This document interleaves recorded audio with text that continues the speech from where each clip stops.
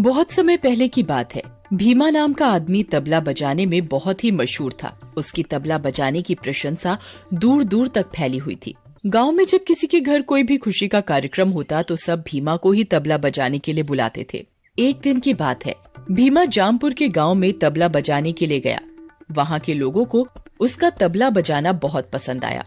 अरे भीमा, तुम तो बहुत अच्छा तबला बजाते हो, मन खुश कर दिया, थोड़ा और बजाओ। जी शुक्रिया, अभी बजाता हूँ। वाह भीमा, वाह भाई वाह। सब लोग खुशी से भीमा को पैसे देते हैं। भीमा खुश होते हुए सभी गांव वालों से पैसे ले लेता है और बहुत खुश होता है। आज तो तबला बजाकर बहुत ही अच्छी कमाई हो गई। घर जाकर ये सारे पैसे राधा को दूंगा, वो बहुत ही खुश होगी। घर पहुंचकर राधा, ये लो आज की कमाई। इतने सारे पैसे, अब तो हम जल्दी ही अमीर बन जाएंगे। हाँ हाँ जरूर।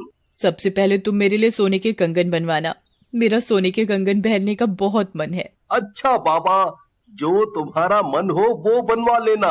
और अगली सुबह भीमा फिर पास के गांव में तबला बजाने के लिए जाता है। वो गांव जाकर तबला बजाता है। सभी लोग उसके तबले की तारीफ करते हैं और उसे अच्छे खासे पैसे देते हैं। तभी गांव का मुखिया भीमा को बुलाता है। भीमा, कल मेरे घर मेरी इकलौती बेटी नीता की शादी है और तुम्हें उसकी शादी में तबला बजाना है। जी मालिक, जरूर बजाऊंगा। देखो भीमा, कल मेरी बेटी नीता की शादी है और तबला बजाने में कोई भी गलती नहीं होनी चाहिए। मेरी बेटी की शादी में दूर दूर से सभी रिश्तेदार आएंगे, समझे? मालिक, कोई भी गलती नहीं होगी। और भीमा अपने घर की ओर चल पड़ता है। रास्ते में उसे पेशाब लगता है तो वो एक पेड़ के नीचे खड़े होकर पेशाब करने लगता है। जिस पेड़ के नीचे भीमा पेशाब कर रहा होता है, उस पेड़ पर एक चुड़ैल बैठी थी। तभी भीमा को कुछ आवाज सी आती है। कौन है? कौन है? भीमा डर जाता है और मन ही मन कहता है, अरे राम, ये किसकी आवाज है? और वो जल्दी जल्दी अपना तबला उठाने लगता है। तभी उसके सामने एक चुड़ैल आ जाती है। भीमा बहुत बुरी तरह डर जाता है और वो अपना तबला उठाकर बहुत तेज भागता है। चुड़ैल भी भीमा के तबले में समा जाती है और भीमा को पता ही नहीं चलता। वो जल्दी जल्दी घर आ जाता है। राधा, कहाँ हो तुम? अरे क्या हुआ? तुम इतने घबराए हुए क्यों हो? क्या हुआ? भीमा राधा को सारी बात बताता है। अब क्या होगा रे? चुड़ैल अगर हमारे घर तक आ गई तो? तुम डरो मत, ऐसा कुछ नहीं होगा। और अगले दिन, राधा, जल्दी खाना दो, मुझे मुखिया की बेटी की शादी में जाना है, कहीं देर ना हो जाए। मुखिया को नाराज करना ठीक नहीं होगा। मुखिया अपनी बेटी की शादी में ढेर सारा इनाम भी देंगे ना? हाँ, देंगे। ये कहकर भीमा मुखिया के घर पहुंच जाता है। मुखिया के घर बहुत से रिश्तेदार आए हुए थे। बहुत ही सुंदर सजावट हो रही थी। सब लोग मुखिया के घर शादी में आए हुए थे। घर में हंसी खुशी का माहौल था। भीमा, तुम तबला बजाना शुरू करो। जी मुखिया जी। तभी अचानक मुखिया के घर से चीखने की आवाज आती है। सभी लोग घर के अंदर भागते हैं तो सबकी आंखें फटी की फटी रह जाती हैं। मुखिया की बेटी अपने दोनों कानों पर हाथ रखे हुए थी और जोर जोर से रो रही थी। भीमा के तबले की आवाज मुखिया की बेटी के कानों में बहुत जोरों की लग रही थी। वो जोर जोर से चिल्ला रही थी, बंद करो, बंद करो।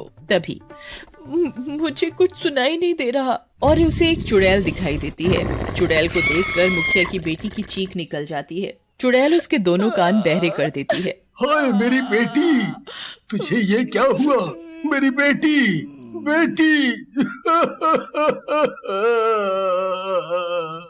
मुखिया अपनी बेटी की ऐसी हालत देखकर बहुत दुखी होता है और मुखिया जोर जोर से रोने लगता है। मुखिया के घर खुशी का माहौल मातम में बदल जाता है। और अगले दिन, भीमा भाई, घर पर हो क्या? अरे सत्तू, कैसे आना हुआ? और तुम कैसे हो? बढ़िया हूँ। कल मेरे बेटे का जन्मदिन है और तुम्हें उसके जन्मदिन में तबला बजाना है। तुम आओगे ना? हाँ हाँ, क्यों नहीं, जरूर बजाऊंगा। तो ठीक है, कल शाम को समय पर पहुँच जाना। ठीक है।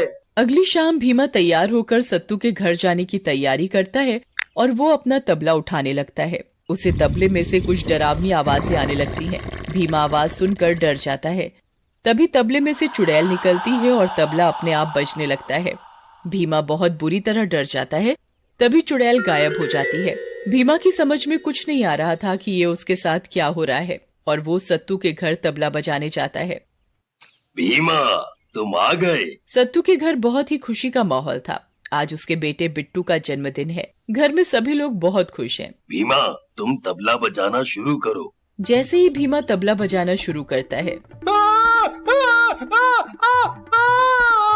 चुड़ैल, चुड़ैल, चुड़ैल। बिट्टू जोर जोर से चिल्लाने लगता है। चुड़ैल बिट्टू के दोनों कानों में जोर जोर से तबले की आवाज तेज कर देती है कि उसके दोनों कानों से सुनाई देना बंद हो जाता है। बिट्टू बहरा हो जाता है। भीमा के तबले में चुड़ैल बैठी थी जो सिर्फ बिट्टू को ही दिख रही थी। कहाँ है चुड़ैल? बिट्टू बेटा, बिट्टू बेटा, कोई चुड़ैल नहीं है, कोई चुड़ैल नहीं है बेटा। पिताजी, मुझे कुछ सुनाई नहीं दे रहा, मैं बहरा हो गया।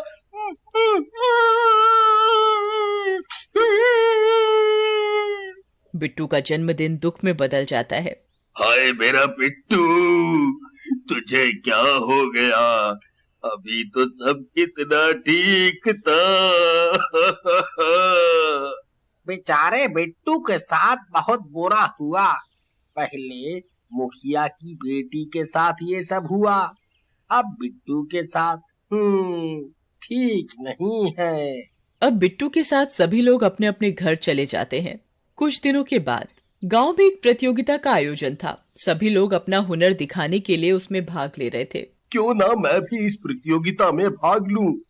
जो जीतेगा उसे अच्छा खासा इनाम मिलेगा। भीमा जैसे ही तबला बजाने लगता है, मंच पर बैठे सरपंच के कानों में भीमा के तबले की आवाज जोर जोर से लगने लगती है। भीमा के तबले में बैठी चुड़ैल तबले की आवाज बहुत तेज कर देती है, जिससे सरपंच के दोनों कानों से सुनाई देना बंद हो जाता है। हाय, मर गया रे मेरे कान। अरे कोई सुनो रे, मेरे कानों को क्या हो गया? कोई बचाओ रे, मुझे कुछ सुनाई नहीं दे रहा। सरपंच जी, आप ठीक तो है ना? अरे समझ में नहीं आ रहा, आखिर इस गांव में हो क्या रहा है? जब किसी के यहाँ कोई भी उत्सव होता है तो उसके घर कोई ना कोई बहरा हो जाता है। पहले मुखिया जी की बेटी के साथ ऐसा हुआ, फिर बिट्टू, अब सरपंच जी। मुझे तो लगता है इस गांव पर बहुत बड़ी मुश्किल आने वाली है। तभी गांव का एक आदमी कहता है, मुझे तो यह सब भीमा का करा धरा लगता है। जब भीमा किसी के आयोजन में तबला बजाने जाता है, तब कोई ना कोई बहरा हो जाता है। हाँ, हो, तुम सही बोल रहे हो। हो, अरे भाई, मैंने कुछ नहीं किया, मुझे मत मारो। मैंने कुछ नहीं किया। मुझे कुछ नहीं पता कि ये सब कैसे हो रहा है। मैं तो सिर्फ तबला बजाता हूँ, मेरा इसमें कोई हाथ नहीं है। मुझे जाने दो, मुझे जाने दो, मुझे जाने दो। भीमा जोर जोर से रोने लगता है और भीमा के हाथ से गांव के लोग तबला छीनने लगते हैं। तभी उसमें से एक चुड़ैल निकलती है। चुड़ैल, चुड़ैल, भागो रे भागो, अरे चुड़ैल है। गांव के सभी लोग चुड़ैल को देखकर बहुत बुरी तरह डर जाते हैं। चुड़ैल भीमा का तबला बड़ी जोर जोर से बजाने लगती है। अरे मेरे कान, ये चुड़ैल तो मुझे ही मार डालेगी। कोई रोको इस चुड़ैल को, मर गया रे। ये तो मुझे बहरा करके ही छोड़ेगी। चुड़ैल और जोर से बजाने लगती है। अरे ये चुड़ैल तो हम सबको बहरा कर देगी, कुछ करो। तभी एक आदमी हिम्मत जुटाकर चुड़ैल से तबला छीनने की कोशिश करता है, तो चुड़ैल उसका गला पकड़कर दूर फेंक देती है। तभी एक आदमी एक तांत्रिक को बुलाकर लाता है और उसे तबले की चुड़ैल के बारे में सारी बात बताता है।